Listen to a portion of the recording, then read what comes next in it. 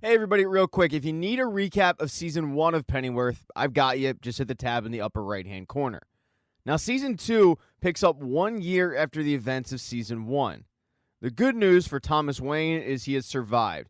He's returned back to the United States and is continuing to work for the CIA.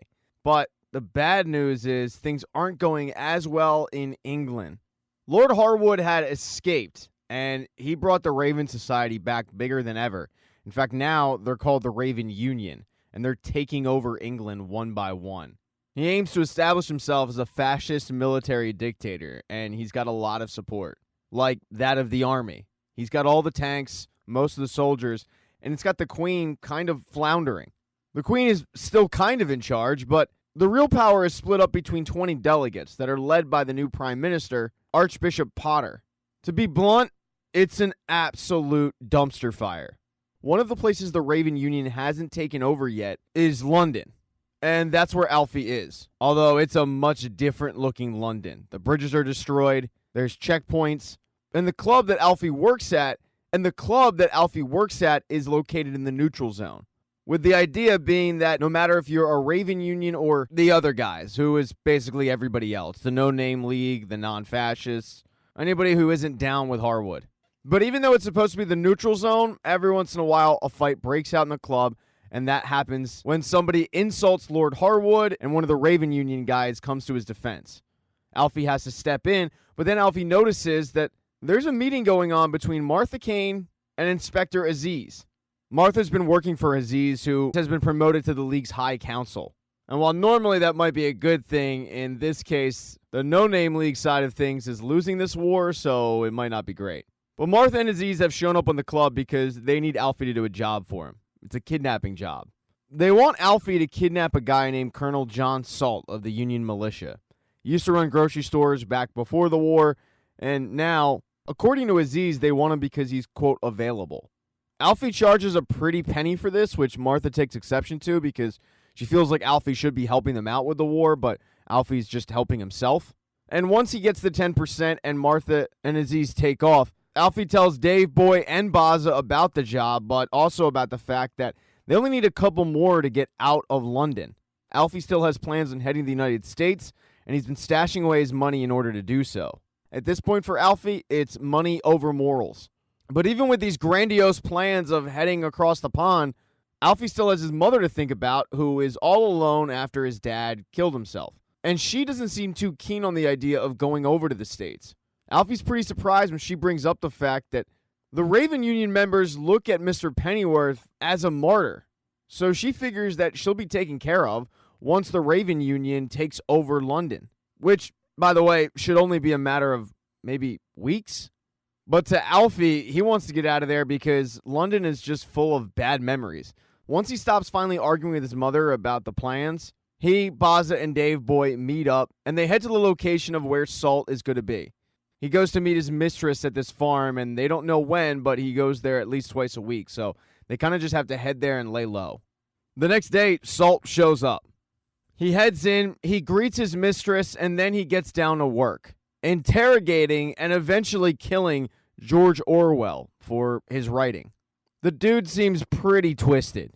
He then heads upstairs, starts having sex with his mistress, and that's when Alfie, Dave Boy, and Baza sneak in. They take Salt in at gunpoint, put him in the back of their truck, and then they head to go meet up with Aziz and make the exchange. Salt does his best to try to talk his way out of the situation, even offering to pay them more than whatever Aziz is paying them to do this. But Alfie needs to collect the other 90%. Then Salt recognizes Pennyworth. He tells him how his father was a hero of his, and Alfie says, yeah, he was a hero of mine too. When they get to the exchange point, Alfie arrives a little bit early, which gives Alfie and Salt even more time to talk. Salt trying to continue the conversation about Mr. Pennyworth, and Alfie wanting to change the topic, which they finally do, to what makes Alfie tick, which is money. Alfie is real appreciative when Aziz and his car roll up because it puts a stop to this awkward conversation. Aziz hands over the money, Alfie hands over Salt, and then Alfie, Boz, and Dave Boy head back to the club. But Aziz didn't get very far away before his car is attacked. The captors don't kill anybody, but they knock Aziz and his partners out, and they take Salt back. So Aziz definitely has a mole on his hands. One person who wasn't at this meeting was Martha Kane. She's at home helping the resistance when she gets a knock at the door, and she's real surprised because it's Thomas Wayne. She kicks her two guests out so the two can talk privately, and the two start getting caught up. He's very surprised that Martha is now a lieutenant who has her own unit. She is also surprised at how quickly he's recovered from the gunshots. Thomas then gets into the reason why he came. He tells Martha that she's preparing to make a last desperate stand for a lost cause. The League is not going to win. They're going to be going up against tanks and using tiny pistols. London will fall. But Martha is convinced that the League is still going to win, and it gets the two bickering over the fact. What gets Martha really annoyed is the fact that she knows if the United States would just step in and back the no-name League, they would absolutely win. But Thomas tells her they're staying neutral. When in reality, yeah, they're staying neutral, but in name only. Thomas has returned to London as a station chief with direct orders to back the Raven Union because they're going to end up winning. He doesn't tell Martha any of this or the fact that he actually told the U.S. government they should be backing the no-name League. He's just giving his old friend a warning. After they bicker for a little bit about this, Martha realizes that this wasn't probably what Thomas came over for. She feels like he came over to pick up where they left off, so she starts making moves on him. But he pulls back and says, "No, I'm actually engaged to a lucky girl named Betsy Van Wyck." Martha stands up and asks, "All right, what's up? I mean, you're a CIA spy. You didn't come here to get laid, so why are you here?" And he tells her, "I just came to warn you. You're in the middle of the road. A steamroller is heading your way, and you're ignoring it." Martha, though, doesn't think she needs help. And as Thomas is leaving, he reminds her, "I'm here for you as a friend. So if you need something, you can ask." And then he takes off. The next day, Alfie heads to the club to do his job, and Aziz meets him there before it opens. Alfie has heard about the attack on Aziz, so he makes sure his friend is okay. And then he asks if there's any news on Salt. Aziz tells him that he was seen back at Union HQ that morning. The question then becomes, who did it? Who freed Salt? Alfie says he has no idea, but he'll poke around and try to get some answers. And while Aziz doesn't come right out and say it, he insinuates that the mole is Alfie, which Alfie takes offense to because Alfie figures if anybody in this situation would be the mole, it would be Aziz himself. After all, he's done Alfie dirty on a few occasions. He's also turned his back on more than one person. It actually gets Aziz to admit, "This is my fault and I'm seeking someone to blame." Aziz admits that he's just annoyed because Salt was a big fish. He was close to the leadership. It's actually information that he kept from Alfie because Alfie's prices are already pretty high, and he figured that if Alfie knew how big of a deal Salt was, he would up that price even more.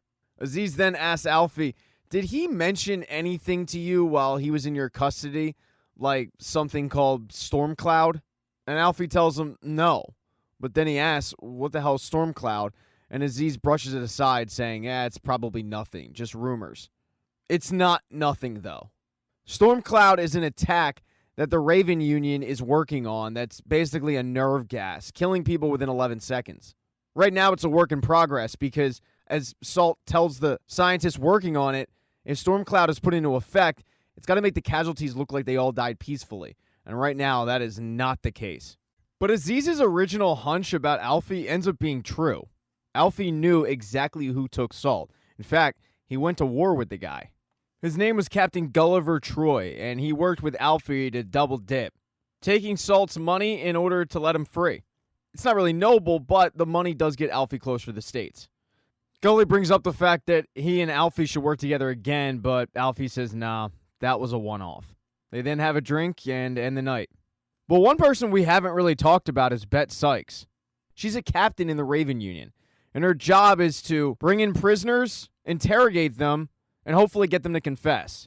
One such prisoner, Katie Browning, isn't really giving Sykes any information. So she brings in one of her bosses, a guy named Sutcliffe, and Sutcliffe hints at the fact that he's going to rape Katie, or at least do something to her. But Bet Sykes doesn't allow that. She ends up bludgeoning him with a kettle.